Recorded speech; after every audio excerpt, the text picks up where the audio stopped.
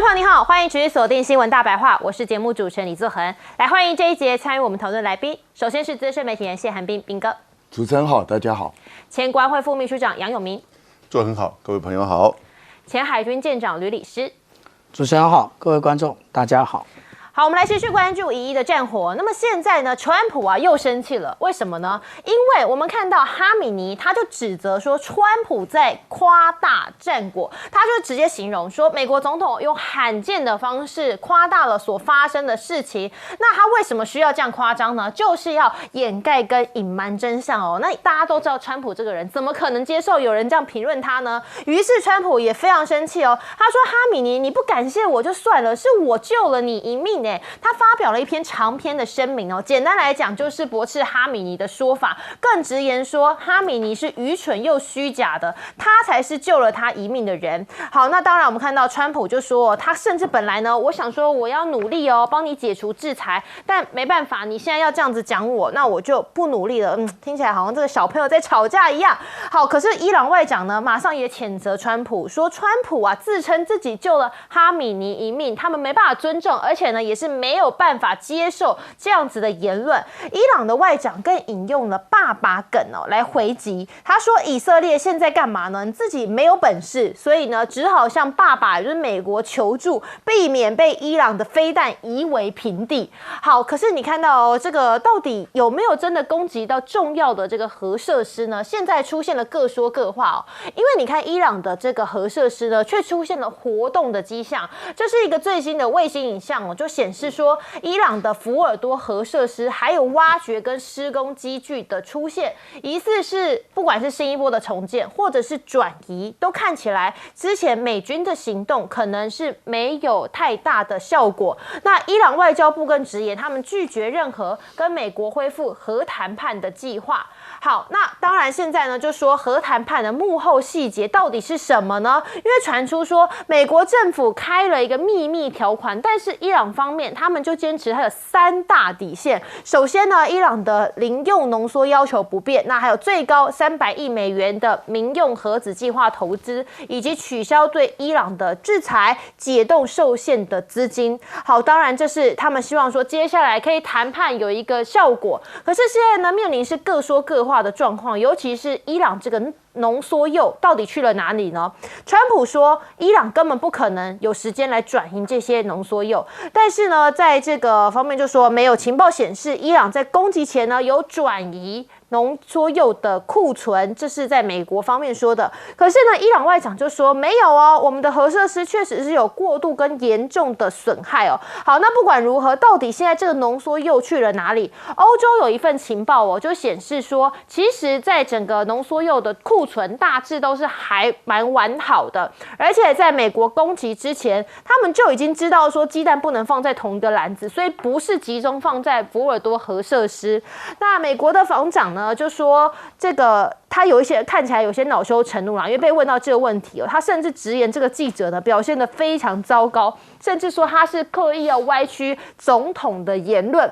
好，那当然我们来看到现在呢这个整个浓缩铀现在可以说是不是有可能还有进一步发展？会不会它只是一个未爆弹呢？因为如果情报显示说伊朗持续把浓缩铀提炼，那如果来到了核武等级，那恐怕就是美国最不愿意看到的情况，它也绝对会再度的轰炸。好，所以以美现在3方可以说都是各说各话，大家都说自己是胜利的，所以未来就是核问题的谈判呢，还是一个能不能真的停火的一个关键。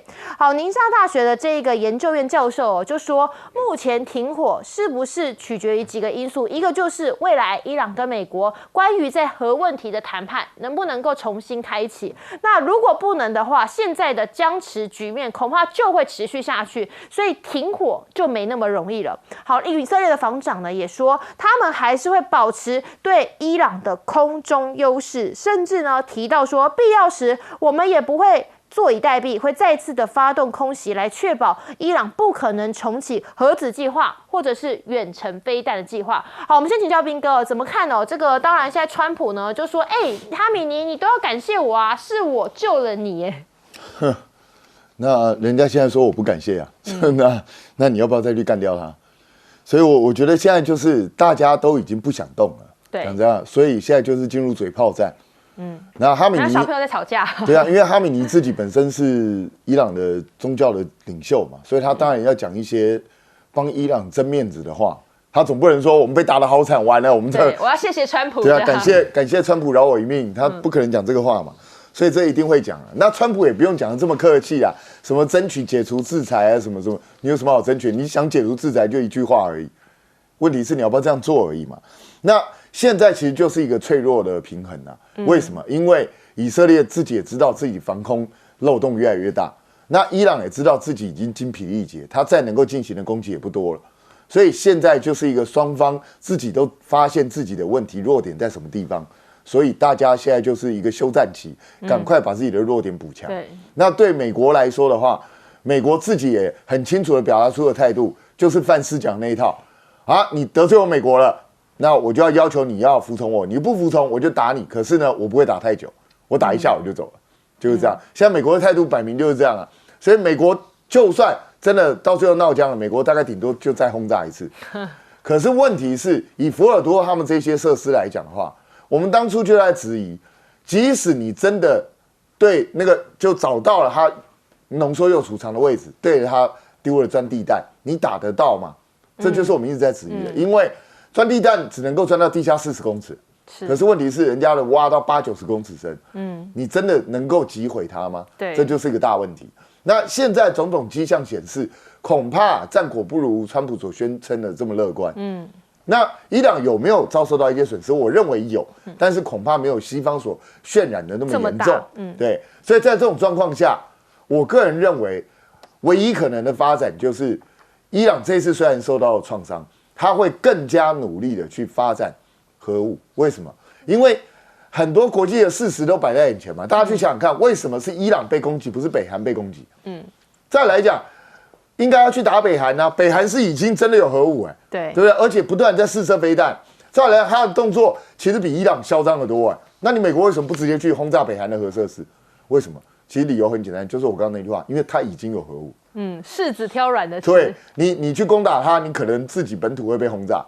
所以对伊朗来讲，他也看得非常清楚为什么他一直来揍，就是因为他没有真的用。所以他赶快的发展出来。所以我觉得他未来一定会朝向这个方向走。他一边用尽一切方法，先发展核武再说，因为很简单，他的常规军备要打赢以色列跟美国太难，基本上不太可能。所以对他来说，只有发展不对称的战法。所以他一定会想办法去拥有核武。实际上，我们台湾以前也想拥有核武所以后来被人家出卖了而已。不然的话，如果台湾今天有核武，整个局势又会不太一样。所以我觉得现在事实摆在眼前，伊朗就是会往这个方向去走。现在这个休战期能够休多久，没有人知道。搞不好大家一言不合，过2天以色列又跑去轰炸，伊朗又射飞弹，但是双方也撑不太久，因为实力就摆在那个地方。所以我觉得在这种动荡不安的时刻，中东未来就是埋了一个火药库，大概随时都可能再起冲突，也随时又会再打起来。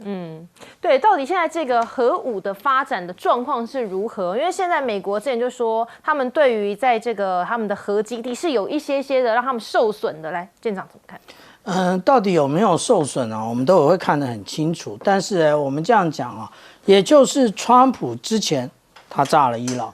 那现在他说我救了哈米尼，神也是你，鬼也是你，谁相信你啊？川普的嘴实在是不能相信那我们看这张图，这个是乌代尔空军基地的图，我们可以看到6月5号它上面停机坪上面都是飞机可是等到6月19号的时候，它的飞机通撤出了，也就是其实美军早就已经做好准备了。那为什么现在那个川普会讲说，那个你伊朗要来攻击我的乌代尔空军基地的时候，你还来跟我讲，对不起这个是有关于联合国宪章的部分也就是你攻击了，你单方面攻击了伊朗，那伊朗是可以拥有自卫权的，所以他要反击的。那但是他要有限的反击才这么说那其实这一次攻击的3个基地也就是我们看到这个福尔多，那还有纳坦兹，还有伊斯法罕。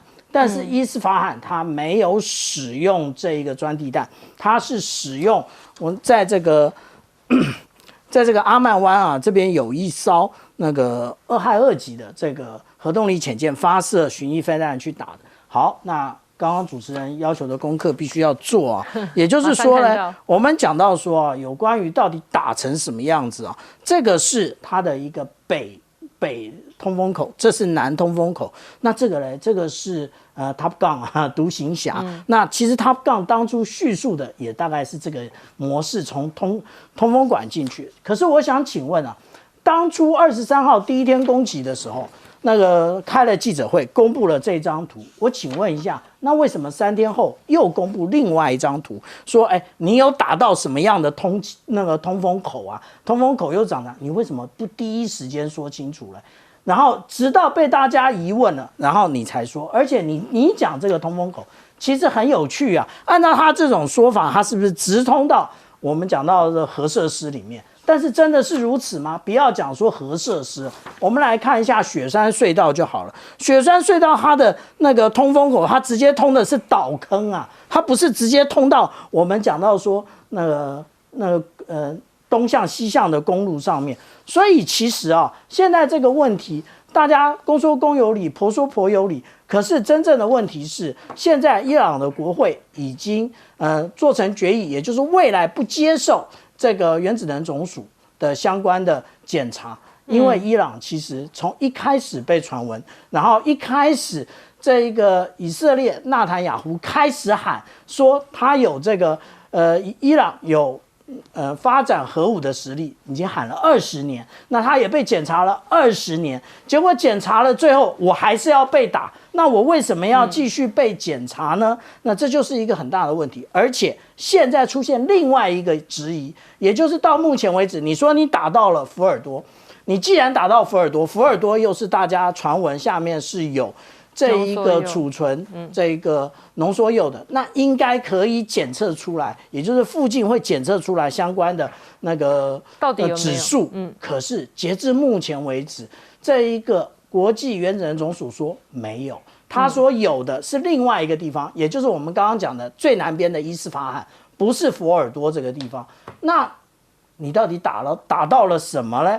那至于说这个伊朗会不会继续做？当然要继续做啊！这就是刚刚彬哥讲到的，为什么打的不是北韩啊？因为当你说你有核武的时候，你最好要有啊！你有的时候没有人敢动你。之前有人传闻说有，那个就是伊拉克，那还有利比亚。结果呢，他们就是接受了美国这一套系统，美国的这一个秩序，说好，那我们就放弃吧。那放弃的结果是什么？2个放弃的领导人最后通通都挂了。所以我们这样讲啊，如果你相信美国，如果你相信西方媒体，那继续那个就是不发展的话，那你迟早有一天还是必须要很快的就会见到上帝啊。那另外一个疑问是，既然啊那个我们讲到这个是国际的军备控制的组织，他都说了，以色列你有90枚的核武，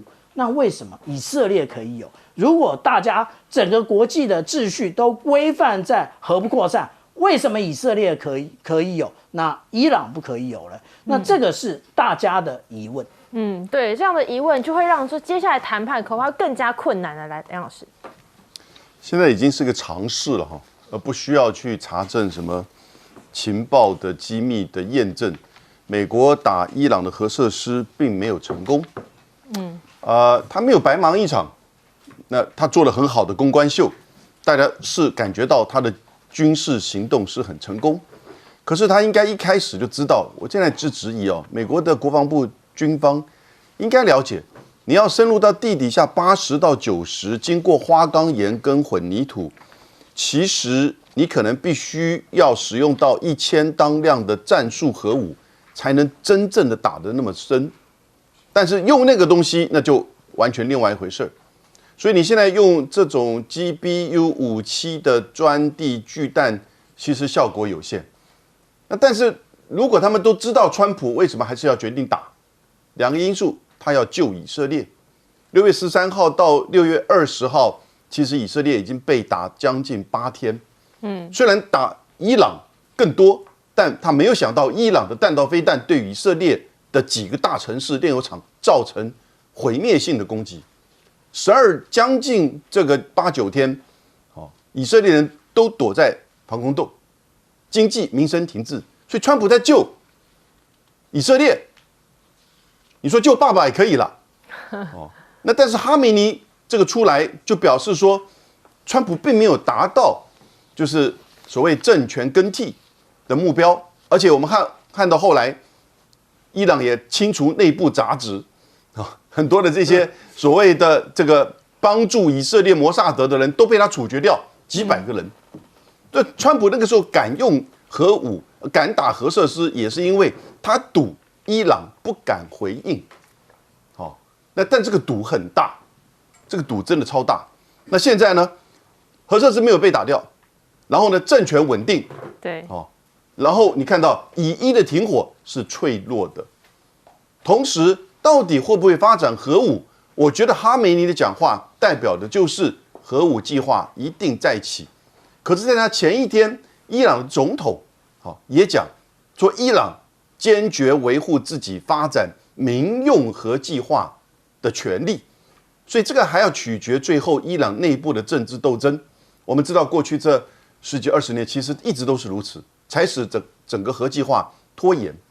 不过核计划并不是那么容易啊，各位想想看，你要像北韩、像朝鲜那样子，你不顾一切的往前走，全世界的制裁、内部的掌控，你才能走到那一步。那不是早期60年代、70年代，印度跟以色列都是在60年代，1967年以色列拥有核武，1968年印度核试爆，1998年巴基斯坦核试爆，那这也是最后一次我们看到这个核武国的事实核武国的核试爆。所以今天21世纪伊朗要走向核武并不是件这么容易。可是，在这个被美国轰炸情况之下，强硬派现在一定占上风，但强硬派现在临到面临问题，哈梅尼已经86岁，对，他交棒的下一个能不能够在内部的政治斗争当中赢？那这时候要考虑到其他的大国，俄罗斯跟中国是不是会继续支持？因为他们也许有别的方式可以去使得伊朗再三的考虑要不要走核计划。毕竟9000万的国家在这里是个大国，走核武这是一条不归路。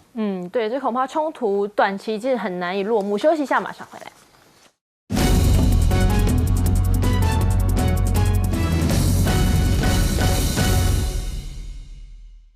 欢迎回来，新闻大白话。来看呢，是这个关税大限即将就要到了，我们现在非常紧张。好，那关键就是川普他的态度是什么？我们就来看川普呢，现在开呛喽。他说我可以做任何想做的事情，更暗示他不排除提前或者是延后恢复高关税。换句话说，我才是老大啦，我想要怎么做，想要什么时间点，就是要听我的。那他说有可能在下周就会公布各国的这个关税到底是多少。那他也同时谈到说，美国其实已经和4到5个国家达成了贸易协议那其他也都在谈判进行当中。但是坦言呢，不是所有人都能够达成共识。预告说，未来1周左右就会即兴的通知部分国家关税的税率，那也可能提前执行。美国的财政部长呢就说，目前呢是有18个国家在进行协商，最快在9月1号之前就可以完成谈判了。那我们看到现在因为受到整个关税的冲击在4月份全球经贸摩擦指数是持续的走高，来到了131。那全球经贸摩擦措施呢也涉及的金额同比大幅上升了37.6%，尤其在全球的进出口关税的措施指数呢，同比也是提高了89个点。好，当然这对全球的经贸厂商来讲都是一个非常大的冲击。可是呢，我们来看关键的还是什么？中美现在在这场关税战当中关键就是我们一直讲的稀土，现在还来得及吗？好，川普预计是在今年呢要率领数十个美企的总裁组成代表团访问中国大陆。不过呢，这里头就没有指明说川普会不会直接接在这个期间会面中国国家主席习近平。那中国的商务部也证实说呢，中方会依法审批符合条件的管制物项的出口申请。那同时呢，他也提到说，就是美方也会把相应取消对华采取的这个限制性措施。那当然，这提到就是审批稀土出口了，所以大家很关注是接下来这有没有进一步的有可能来放宽。美国财政部长贝森特就说，他们在25号签订的中美协议，就是希望先让磁铁可以恢复流通，从大陆输往美国。而且他说他非常有信心，这他也收过这个磁铁货品的人接下来你不用担心，你一定也会定期的收到这个磁铁。好，可是川普呢，现在就说我在 AI 技术的快速发展之下，所以它带来一个很大电力需求。那川普政府呢，正在准备一个命令，就是要扩大电力能源供应以及资料中心的建设，未来就是要加强发展美国的 AI。但美国既然要发展 AI 你看这个稀土磁铁短缺的问题你看内含稀土矿物的磁铁短缺，导致说像福特有很多的美国工厂，他们只好暂时停工了。那当然美国现在还要隐忧的是什么呢？跟加拿大的关系，就在这个贸易不确定性的增加的同时呢，好，我们看到川普本来试图想要缓解美中紧张关系嘛，结果呢，几个小时之后他就宣布美国终止跟加拿大的贸易谈判，而且他又谴责加拿大，他说加拿大对于科技公司的这个数位服务税是对美国的攻击，就是为了这样的数位服务税你看川普呢，他说加拿大是一个很难跟他们做生意的国家，根本没有办法来跟他们进行谈判，因为多年来呢，对美国农民征收400%的一个乳制品关税咯。那华府在7天内告知说，加拿大我们有新的关税，就是要让对方说知道和美国贸易。我要告诉你，你也是需要付出的。那当然，你看加拿大马克宏，他也是这个欧盟就说不排除跟美国关税谈判有可能最后走向是失败。所以你看，包含像马克宏呢，他就提到说呢，他不接受不平衡的这个条款那未来在欧盟的领导人峰会上呢，也会说要讨论美国就贸易协议提出的一个新的提议。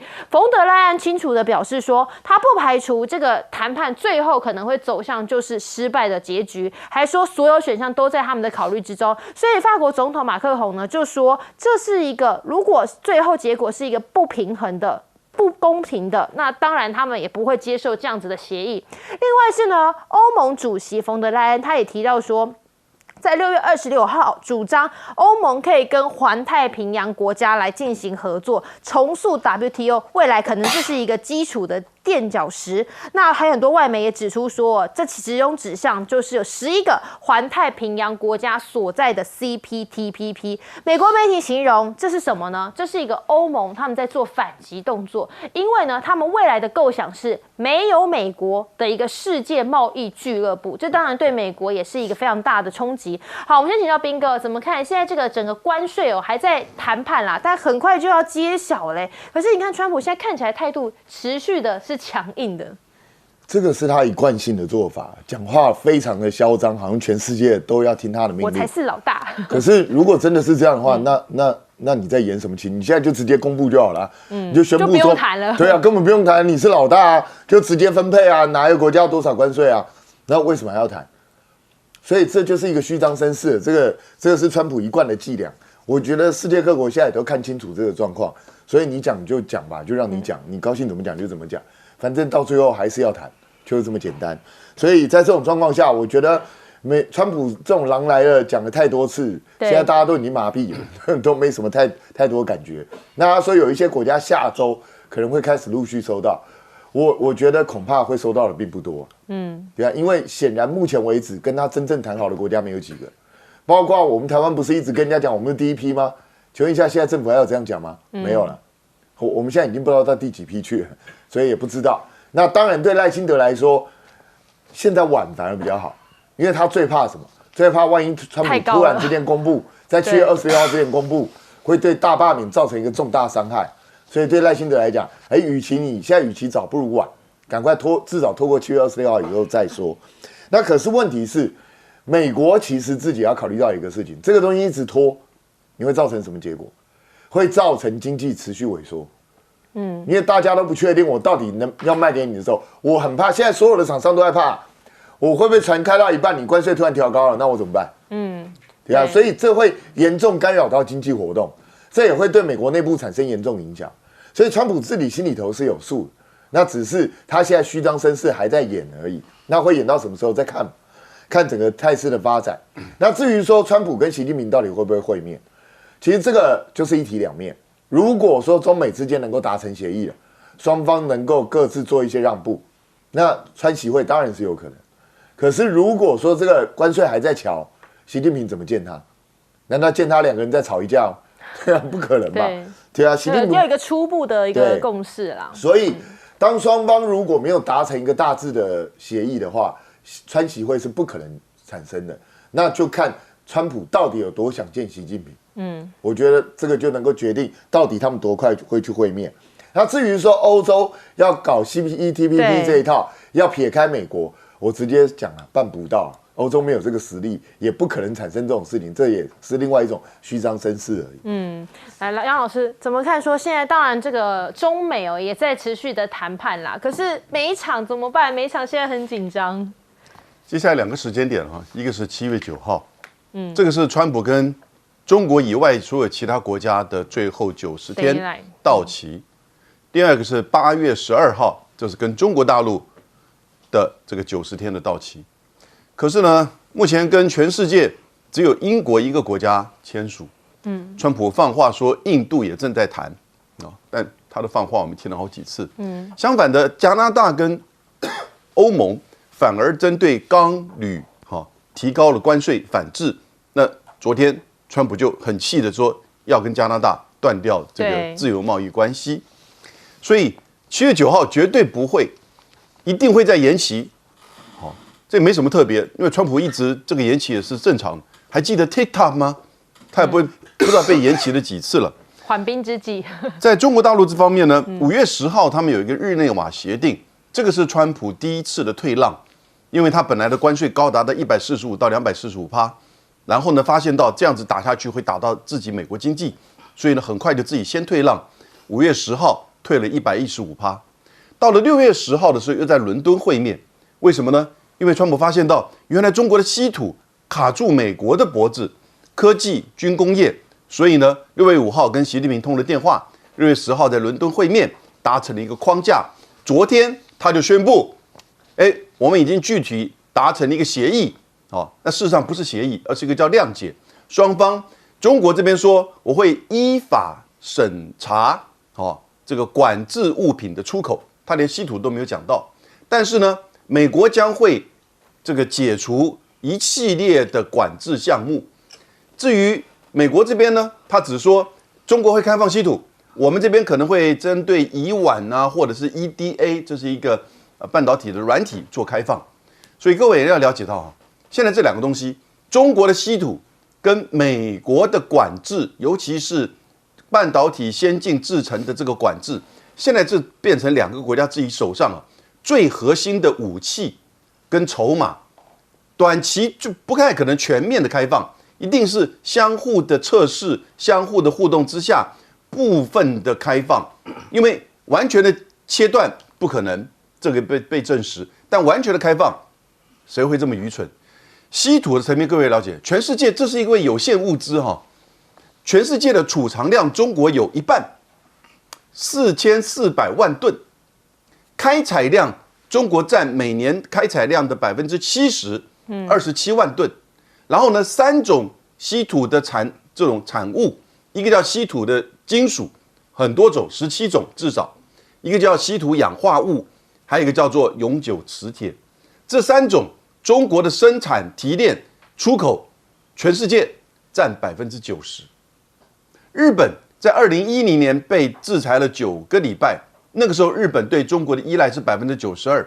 经过15年的努力，到了去年，他自己分散投资、自己提炼等等之类，搞了15年，降到了60%。也就换言之，还是有60%，它不可能脱离中国。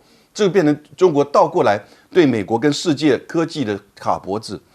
不过这讲到这里我就觉得，你看世界各国主要的这些各国，美国也好，中国也好，日本也好，欧盟也好，大家都在为自己的国家利益、科技发展各出奇招，然后守护自己的经贸科技利益。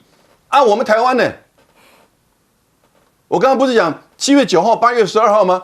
台湾有一个重要日子叫7月26号，那大罢免。赖清德只会搞大罢免。我们的台积电呢？我们的电力呢？我们的科技发展呢？两岸经贸呢？作为国家领导人，现在在讲什么东西？看看人家全世界现在的关注的议题吧。来院长。我们在讨论有关于谈判的时候，那如果拆开来以结构来进行分析的话，有3个不同的架构。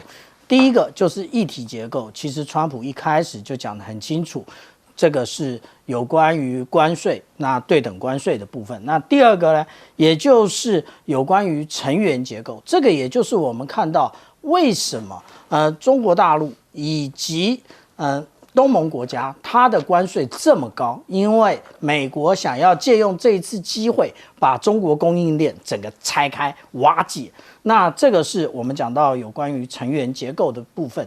那第3个部分呢，也就是权力结构。可是权力结构呢，它里面比较复杂。第一个最主要的是议题的权利，而不是整体的权利，也就是不是你美国说了算啊，而是真正的这一个议题掌握在哪一个国家手上。例如说，我们讲到对于中国大陆来讲，打蛇就打你7寸啊，那这个7寸在哪里？稀土上面。还有另外一个部分呢，也就是我们看到了这一个现在加拿大也不演了，那也不相让了，也就是有关于这一个数位服务的部分，它也开始来课税。这个都是开始哦，都是告诉大家美国的弱点到底在哪里，而不是说大家只是好像不知道重点在哪里，在那边漫谈啊。那如果是这样的话我们就想要来看一看到时候真正获得通知的国家，以台湾来讲到底是如此。而且川普会不会再演？基本上川普不会再演。为什么？他如果再演的话，就被再一次认定他是他口。Trump always chicken out， 川普总是临阵退缩啊。所以我们讲到这个部分啊，也就是现在那个赖清德总统他谈到这个团结国家10讲的部分，他一定要先把这个稿子准备好啊。也就是最后这个关税一摊开来的时候，我们到底是旗手还是棋子，那就很清楚了。更多的讨论马上回来。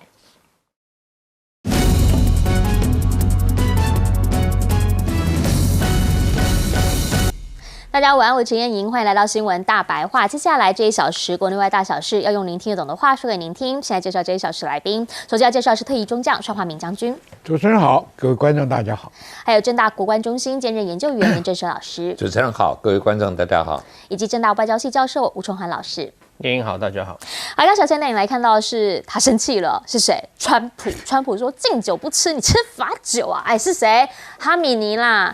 因为哈米尼呢，不是就是在川普他说大胜利的隔天，他马上就出来了，说哪有什么大胜利，是伊朗大胜利好吗？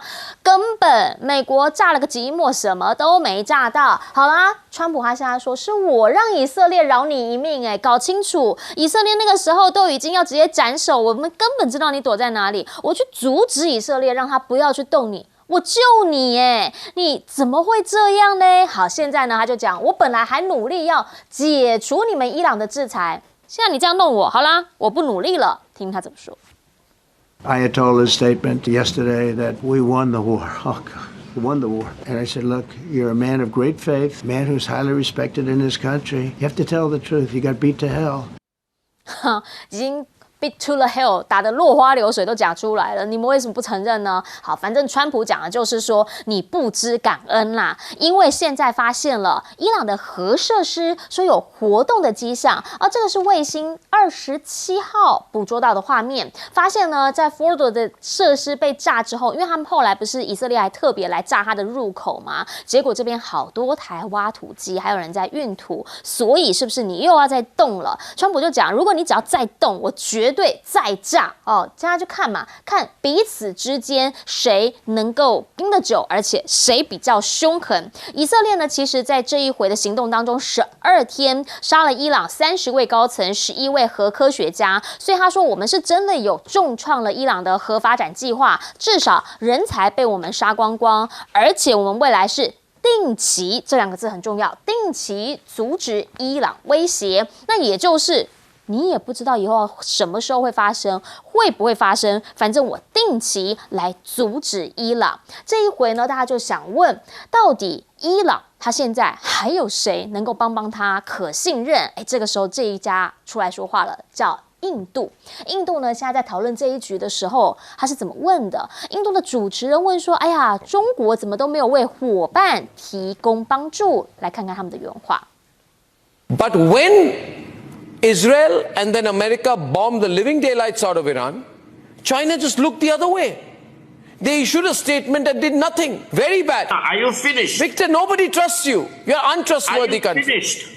Listen, China is the largest trading nation with more than 140 nations Good, yeah, in the don't world. Stop threatening the world. Well, including Iran.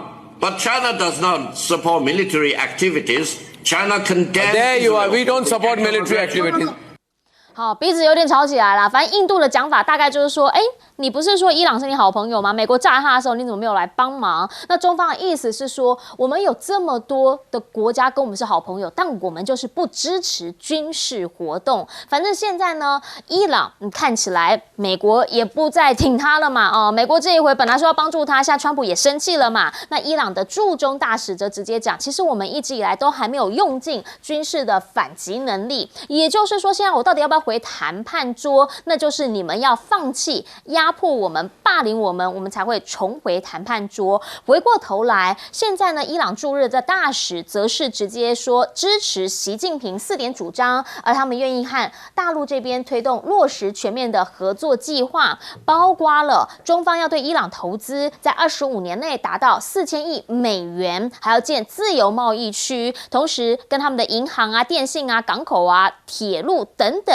要有10多项的计划在进行。那等于是让他们的民生、让他们的贸易能够有进一步的突破。而伊朗现在也重启向中方采购歼10C 的谈判。俄罗斯专家就认为了，伊朗的战机缺口了大概有400架左右。那当然啦，歼10C嘛，你也看得出来是跟巴基斯坦先前那个战功多多少少可能有点关系。要是这个真的谈得下来的话，那未来恐怕它的战力又会不一样。其实现在呢，大家看到的是，在中方他们的武器已经跟以往的性能不太一样了。我们现在给您看画面吧，这是歼16。好，歼16呢，现在传出说是可以驱离外机，同时呢，它能够平行卡位，还能够这个抛洒干扰弹。而另一个部分呢，则是南昌号。好，南昌号呢，他们现在是已经加入了辽宁号的航母编队来远航训练，可以1对2逼退外舰，阻止外舰穿越。那这一些呢，就是中方现在他们其实在全面性的战力，包括了他们的军事外销，都希望能够让他看到他的实力。至于美方呢，美方现在基本上啦，有人说是被叫爸爸就满意了，因为去北约，然后被吕特叫了一声爸爸之后，他现在居然推出了 Daddy T 恤，这真的只有川普做得出来。他的竞选的这个筹款部门呢，开始印有他的脸，然后下面写 Daddy 的这个 T 恤，还蛮贵的，一件要27美元，说要开始开卖。而美军在中东呢，则是传出以惊人的速度在消耗武器。这是他们的代理海军作战部长讲的是呢，因为跟胡塞之间的武装，所以他们有很多弹药呢，基本上是已经没了库存。也因为这样，大家就会讲，美国人是不是开始有点焦虑感？因为呢，竟然开始囤积防毒面具、紧急餐包，还有行动电源。因为啦，过往来说，害怕就是在国家跟其他国有比较激烈的军事方面的行动之后，很担心会引来报复，或者是一种种族上面的情绪。好，这个是人民他们自我突然之间有了忧患意识。回过头想请教一下帅将军，您会怎么样来看？川普他则是很生气，哈米尼不长眼，是我让以色列饶他一命的。这个川普讲话很有意思。这一次打仗的国家、涉入的国家是5个国家，5个都在喊胜利。巴基斯坦喊胜利，那实际上真的有点证据。印度被打败了，还要喊胜利。这个以色列也喊胜利，伊朗被揍了也喊胜利，川普也喊胜利。这到底怎么回事啊？其实卫星出来被炸的 GBU 炸弹，第一天我就讲没炸到。因为这个川地炸弹它只炸到一个入口。为什么我是这样判断呢？因为第2天以色列又在这个弹痕周边又补了一枪，又派去炸。为什么？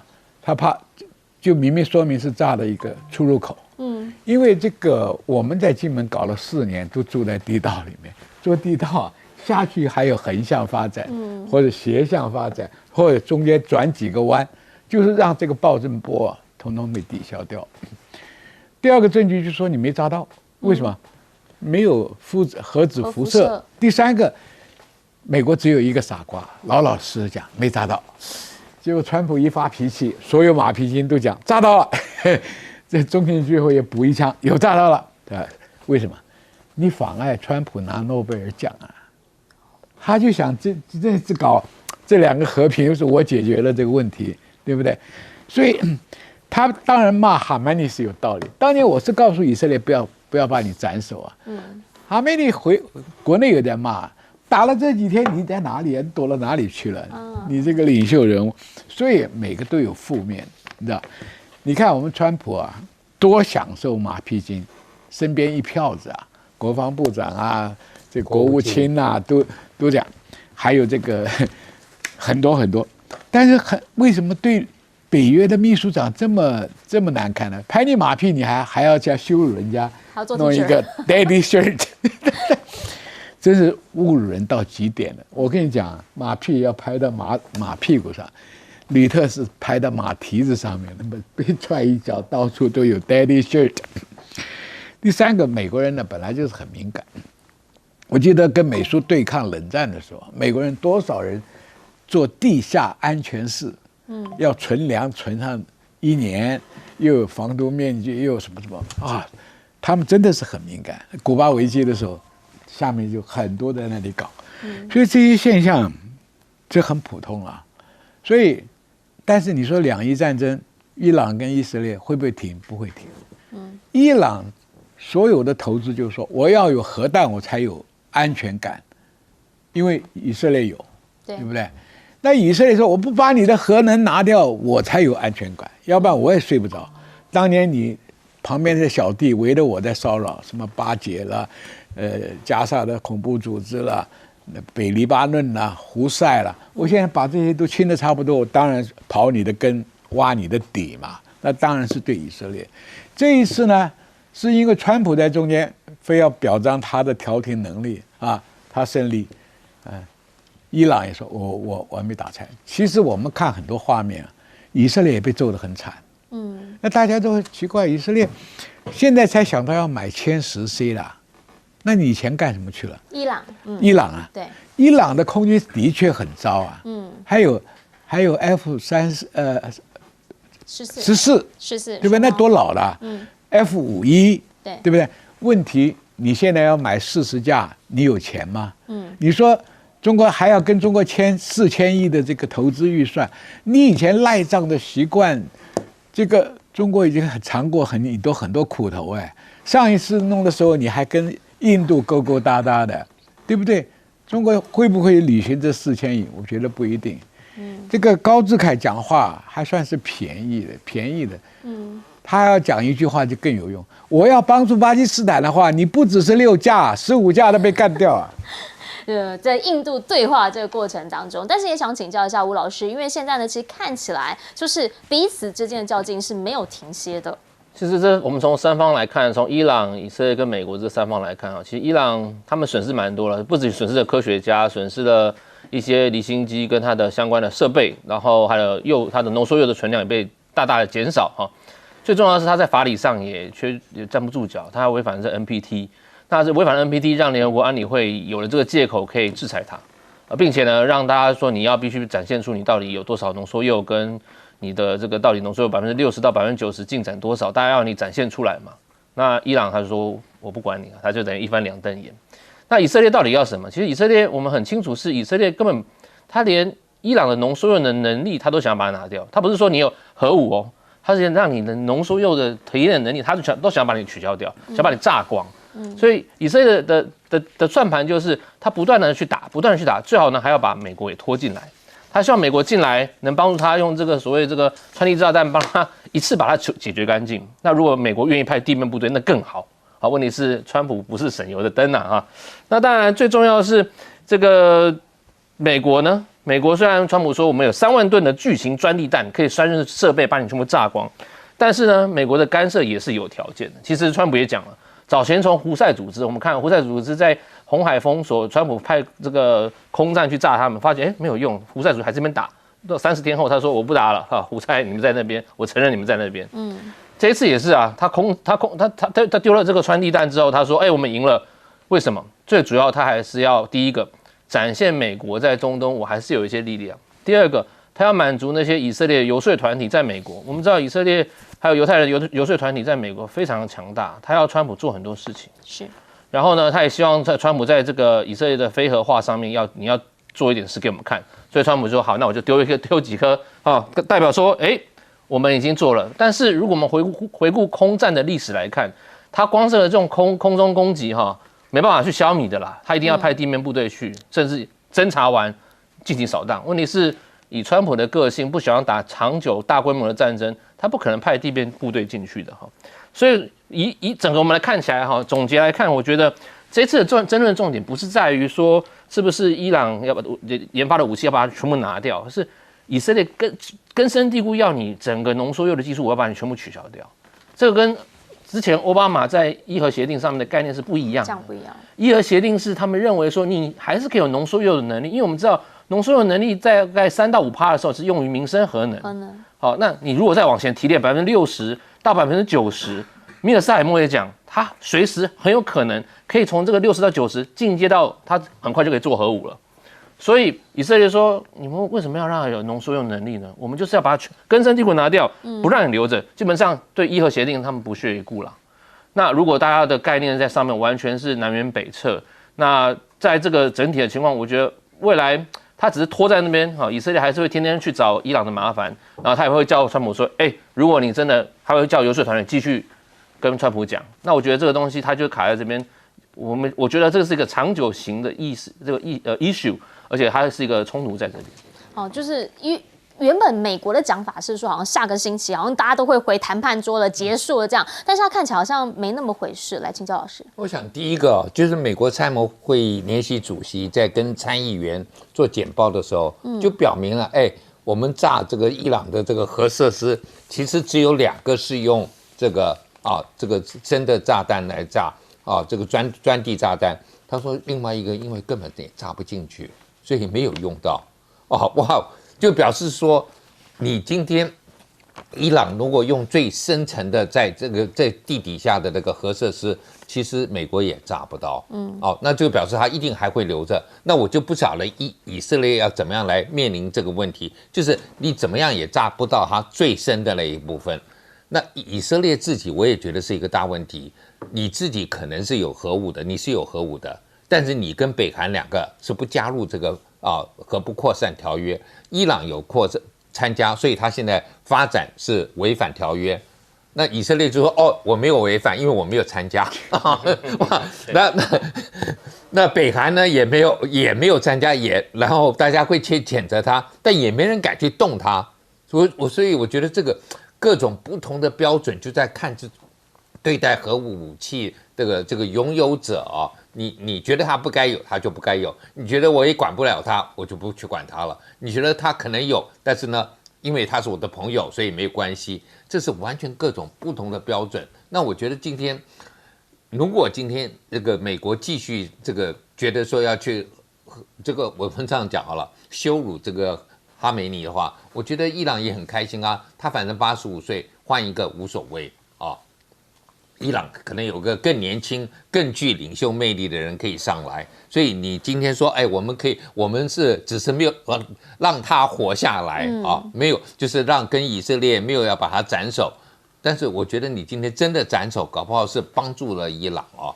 那另外就是说，如果今天美国担心看到这个没有办法处理到伊朗，那你就去想到伊朗其他的，我们刚刚讲的胡塞组织哦，你搞了那么久，耗了你这么多东西，胡塞组织还在，然后你自己又担心每天在搞设备，就觉得说，哎，我觉得就好像回到我刚到美国的时候，还有那种核武的阴影。你知道，核武的阴影在60年代以后，其实是很严重的。到70年代，甚至卡特总统上来的时候，还在担心核武啊，没事，大家都要就是说要一个和平的什么的，很担心这个环境。然后90年代以后，苏联解体，大家好像觉得不是一回事了。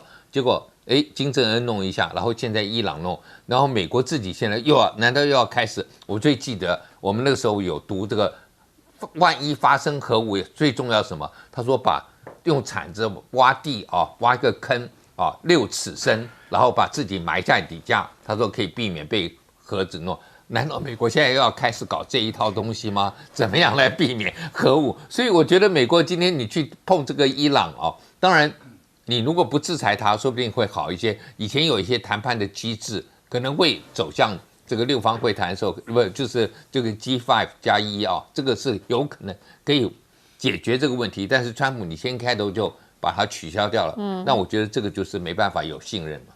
其实川普现在做很多事情，大家都想问他到底讲真的还是讲假的。我们就用关税这件事情来说吧。本来的讲法呢是7月8号、7月9号是个大限嘛，那就快到了。川普现在告诉大家，有些国家要开始缴税了哦，未来1个星期看看你的邮箱吧，到底有没有收到信？但是这到底是什么进度呢？因为现在确实有人跟他谈了，但是好像没有人说我已经谈定了，对吧？那他们的这个贝森特财政部长就讲了，已经有18个国家是主要的贸易伙伴磋商。那我们大概是9月1号劳动节前会完成大部分的协议。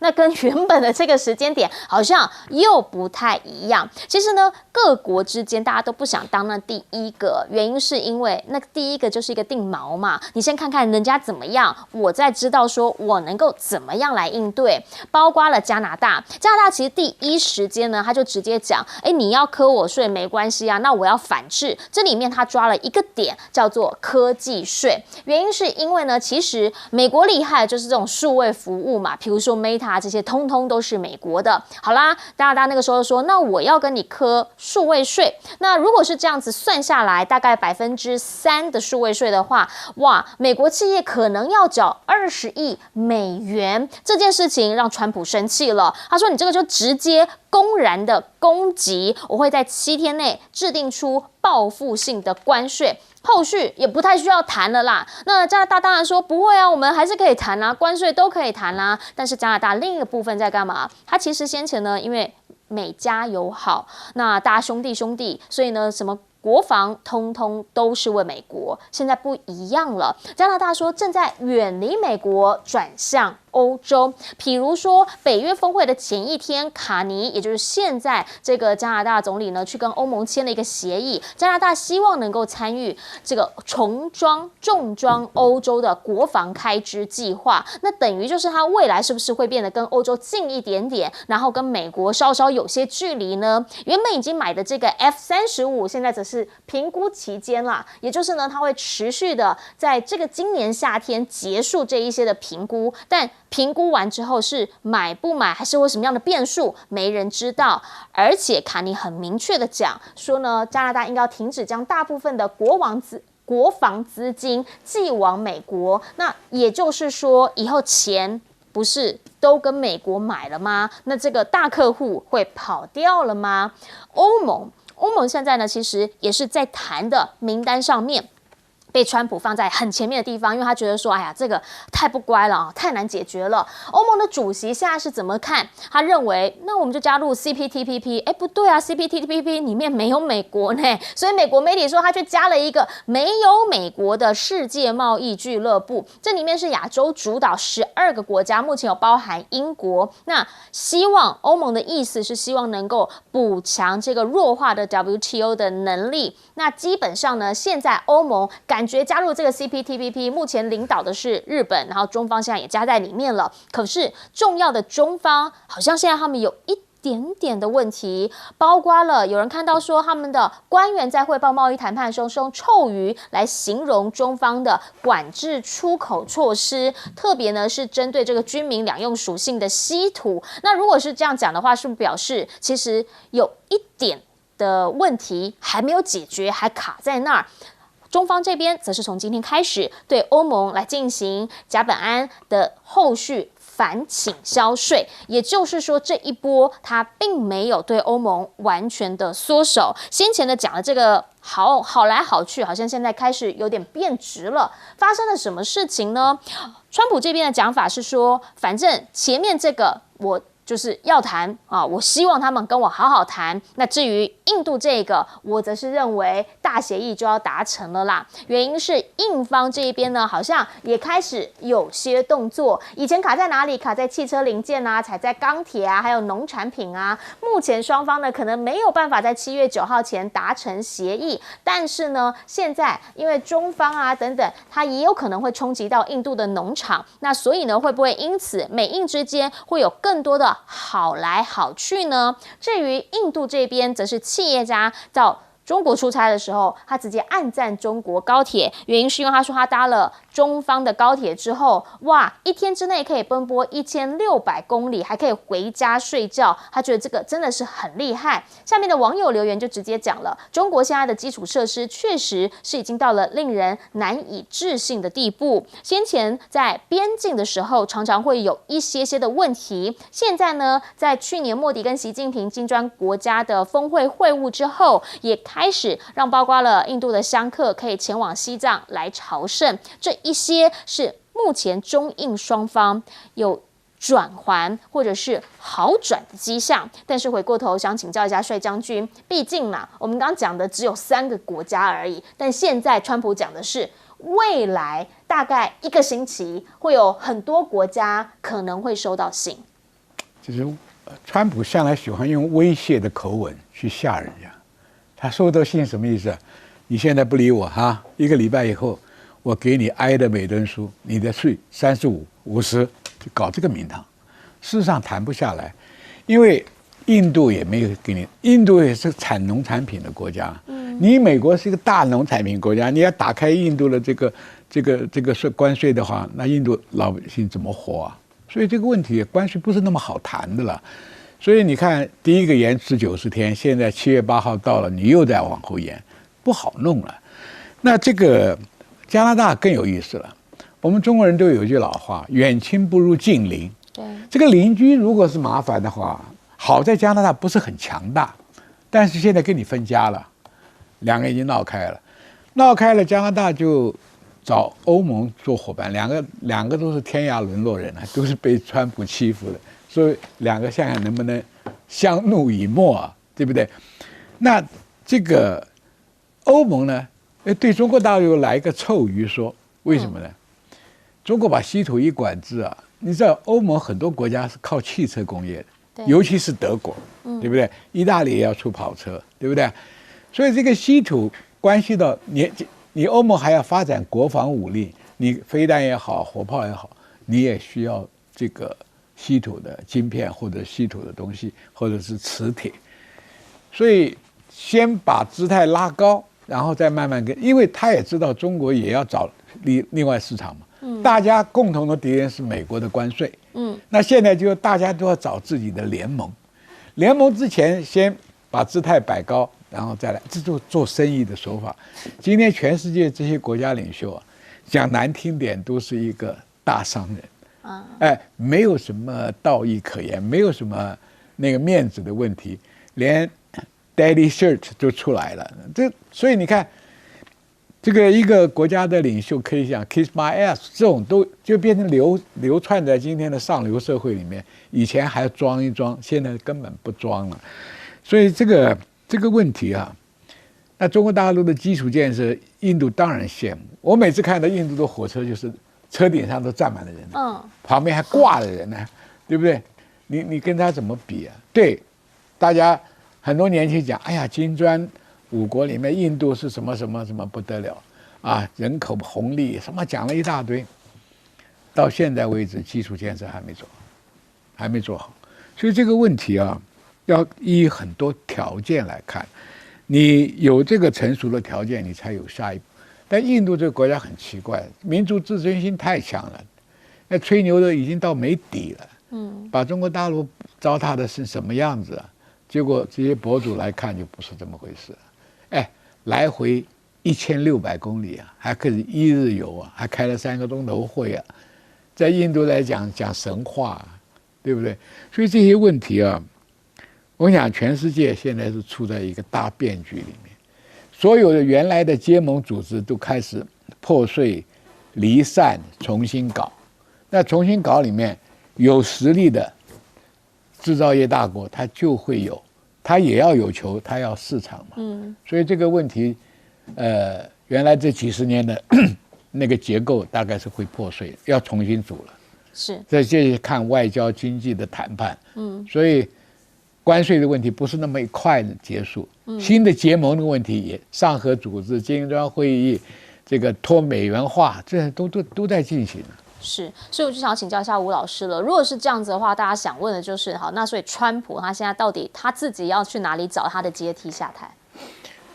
川普的阶梯，我觉得他就是我觉得战狼外交还蛮像的了哈。他这个从解放日之后跟各国谈的关税哈，当然这一阵子因为他在打伊朗哈，再加上他要处理太多有关报复性税率的问题，所以在这个解放日税制上面他停了一下。不过他说接下来有18个重要贸易伙伴，有12个左右，10到12个要签署协议了哈。然后还有另外20个其他的重要贸易伙伴呢，也要完成贸易协议，大概在美国劳动节前夕了。所以我想依据他的个性，这种缺乏耐心，然后价高拉高价码让你砍哦，他想很快在劳动节把一些主要的贸易伙伴的关税作为一个 settle down 啊，因为他很多事情要做，比方说加拿大对于这个科技税哈，21%就要科美国，你对川普来讲挑战我啊，对不对？所以他要跟加拿大处理这个科技税。另外还有我之前还在分析的就是所谓他对于一些企业税，美国企业税其实在 OECD 被课了一些哈，比方说我们在他的大美法案里面也谈过，他有一个899条款是针对歧视性税收的国家，就是有些国家抽美国的企业税哈，歧视性，川普也要给你课税，课20%啊。那这什么叫歧视性？所以我们知道说 OECD 他们已经有一个条款呢，就是如果你是全球的企业，很多企业是在外面是免税天堂。但是你只要超过7.5亿美元的营业额，这欧元营业额，他要抽你15%。好，那很抽到美国很多企业啊。那川普说你要抽我可以啊，那我报复你，我抽你。所以他这899条款要科这个所有外企20%的税，你会让很多外企开始撤资哦。所以这个东西他们就也是在谈判。所以贝森特在前几天讲说，好，我们针对这个，我们感觉达成一些协议，就是我们要把899条款撤掉，让大家，我们在这个跟 OECD 或 G20 的国家，我们不要再节外生枝，太多这个税收磕来磕去啦。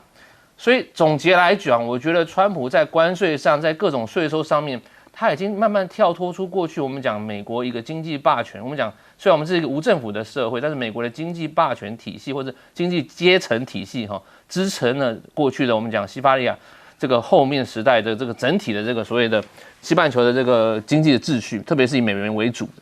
那假如川普在这个美元为主的社会，他一直强调自己的利益，然后一直强调说不是双赢，是我赢，是我要独赢。那对于许多他的盟友来讲，对于许多我们讲以民主形态要追随美国，在经贸上想要跟你合作的国家来看，如果你都要吃人家豆腐，都要赢的话，那你要怎么样去维持这个以美国为经济霸权的这个体系呢？那这个时候可能会有其他的强权会来挑战你的什么经济霸权？从美元开始挑战。到整个经济结构来挑战，所以刚才将军讲得好啊，有可能金砖国家会开始成为一个集团，这个集团慢慢的来挑战美国的整体的经济霸权。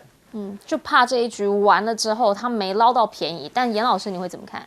第一个，我想我们有时候会参加一些这个 Line 的群组啊，你发现有人在上面讲话很难听啊，然后别人就退群了。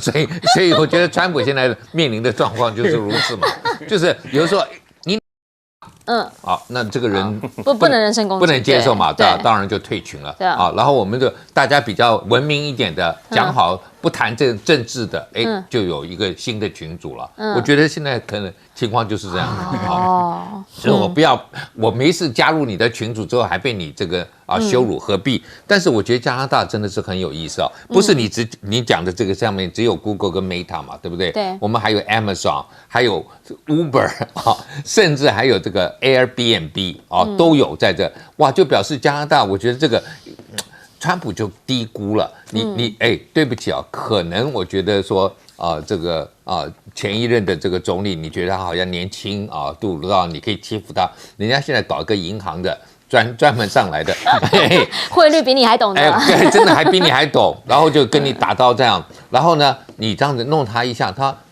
很多东西不跟你买了，我跟欧洲去玩了，然后我顺便就是反正 CPTPP 我可以从这里头来加入，然后就变成是一个更大的一个集团。我觉得川普搞到最后就是等于是全部的这个人心就离散了就是完全离开他了。那美国真的是要这样子吗？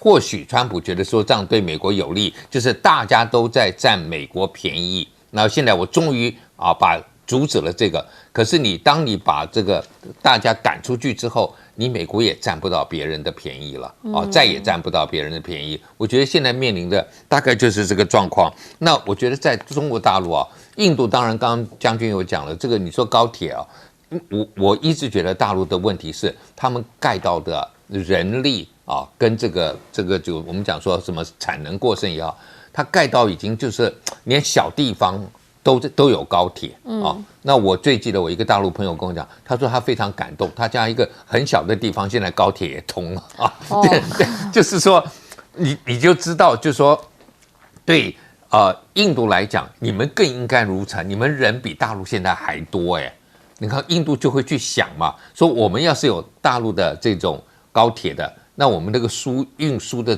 那个速度多快，而且你印度人口这么多，绝对可以做得出来就是成本会回得来的。为什么到现在没有在做？印度的铁路从英国时代就蛮出名的殖民时代就是说英国刚开始帮他铺铁路，所以印度的这个铁路网是在，那你就把那个铁路网改成高铁，我觉得不是那么难的。但是印度就没有，所以难怪他们到大陆会。